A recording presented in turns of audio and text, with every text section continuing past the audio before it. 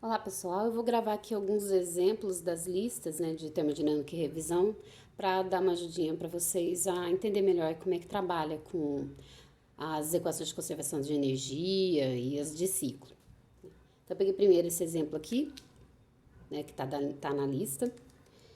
Aqui, ó, a gente quer, né, determinar aqui se esses sistemas, se os ciclos com essas condições aqui vai ter perda, sem perda ou se é impossível. O que isso quer dizer? Lembra que a gente viu na aula que, né, a teoria que dá máximo rendimento possível para um ciclo de potência é o rendimento de Carnot, né, que é o rendimento teórico.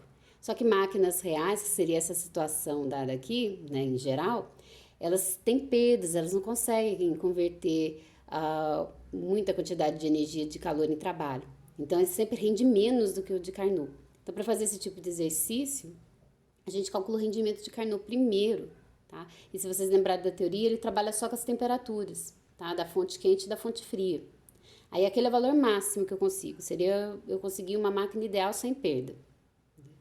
Qualquer valor abaixo é com perda, porque eu não estou conseguindo transformar tudo o que eu conseguiria de acordo com a parte teórica, com o ciclo teórico. E se eu tiver resultados maiores do que o rendimento de Carnot, esse ciclo não existe, porque o Carnot já dá o máximo possível. E é sempre menor do que 100%. Então, a primeira coisa que a gente vai fazer aqui é calcular o rendimento de Carnot. Né? O rendimento máximo do ciclo aqui. Então, se a gente lembrar lá da aula, a gente tem que esse rendimento aqui, vou até escrever Carnot aqui. A gente viu que é 1 menos a temperatura da fonte fria dividido pela temperatura da fonte quente. A fonte quente é 1000 kelvins, a fonte fria 300 kelvin. Então, vai ficar aqui, ó, 1 menos 300 dividido por 1000. Isso aqui vai ficar 1 menos 0,3, que vai dar 0,7. Isso aqui é a mesma coisa que falar 70%. Então, vamos pensar numa máquina que está gerando potência. Se ela funcionasse belezinha, sem perda nenhuma, ela ia conseguir transformar só 70% no máximo da energia disponível na forma de calor em trabalho. Então, esse aqui é o valor máximo que a gente tem, a referência. Agora, o que a gente vai fazer? A gente vai calcular aqui os rendimentos desses ciclos aqui, trabalhando com a situação real. Ou seja, ao invés de usar a temperatura, eu vou usar as trocas de calor. Né? Vou fazer trabalho útil dividido pelo calor disponível, que é o calor da fonte quente. E a gente viu que o trabalho útil ele também pode ser calculado fazendo a energia da fonte quente menos a energia da fonte fria. Então, a gente vai fazer isso e comparar com esse número aqui, para dizer se tem perda, que é quando dá menor, se não tem perda, que é quando dá igual, ou se é impossível, que é quando dá maior do que esse valor. Então, vamos lá aqui para o primeiro item aqui da letra A. Então, a gente tem, né, uma transferência de calor de 500 kJ da fonte quente para a máquina. Da máquina para a fonte fria, outra transferência, né, a rejeição de calor que a gente fala, de 100 kJ. O equivalente desse daqui para a máquina real, tá, é o seguinte, a gente trabalha, como eu falei, com calor no lugar da temperatura. Então, no lugar da temperatura aqui do reservatório frio, vai entrar a troca de calor rejeitado para o reservatório frio. E no lugar da temperatura do reservatório quente, vai a transferência de calor desse reservatório para a máquina. Então, isso aqui vai ficar 1 menos, né, ó, a energia em forma de calor da fonte fria, rejeitada, dividido pela energia em forma de calor disponível no reservatório quente. Aí é só a gente substituir, ó, né, o rejeitado aqui é 100. Não precisa ligar para o quilojoule, porque se eu colocar, né, 100.000 dividido por 500.000, esse 1000 vai cancelar. Então, eu posso pôr direto sempre que os dois estão em quilojoules.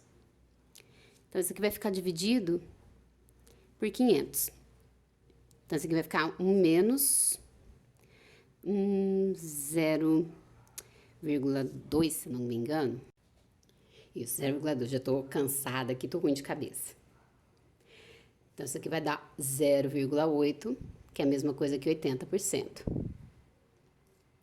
Olha o que aconteceu. Deu maior do que o valor teórico que a gente está usando de parâmetro de comparação. Né? O que isso significa? Que esse sistema é impossível. tá? Porque a gente está considerando que para todas essas situações eu estou trabalhando sempre com as mesmas temperaturas aqui, de 1000 Kelvin e 300 Kelvin.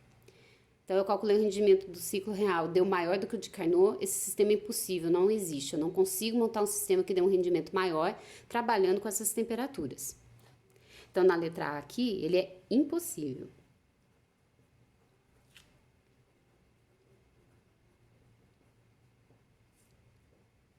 E aí, a gente vai fazendo igual para os outros. A gente pega agora aqui, né, em B, aí tá dado calor da fonte quente, da fonte fria e o trabalho do ciclo. Então, a gente pode calcular de duas maneiras. Ou eu faço assim, ou a outra de rendimento que eu vou mostrar aqui, né, que lembra que é sempre energia útil dividida pela disponível. A útil do ciclo de potência é o trabalho do ciclo.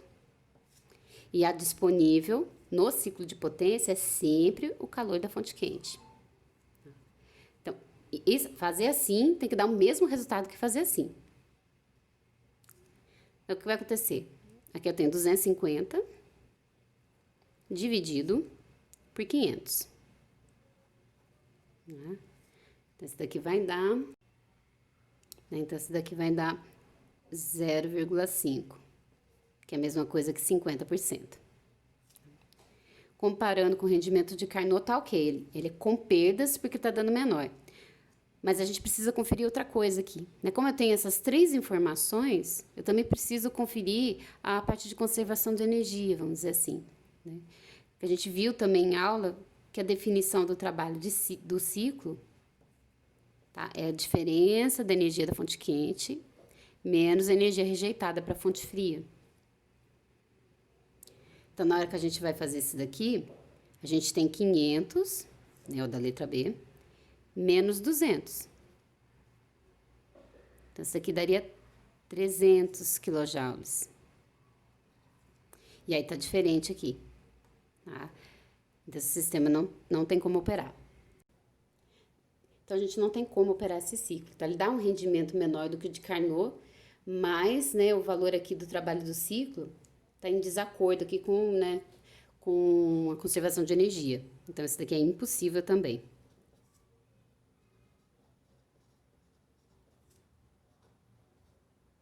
Opa. Então, vamos para a letra C agora. Na C, a gente tem o valor do trabalho do ciclo, tá? E a energia rejeitada na fonte fria.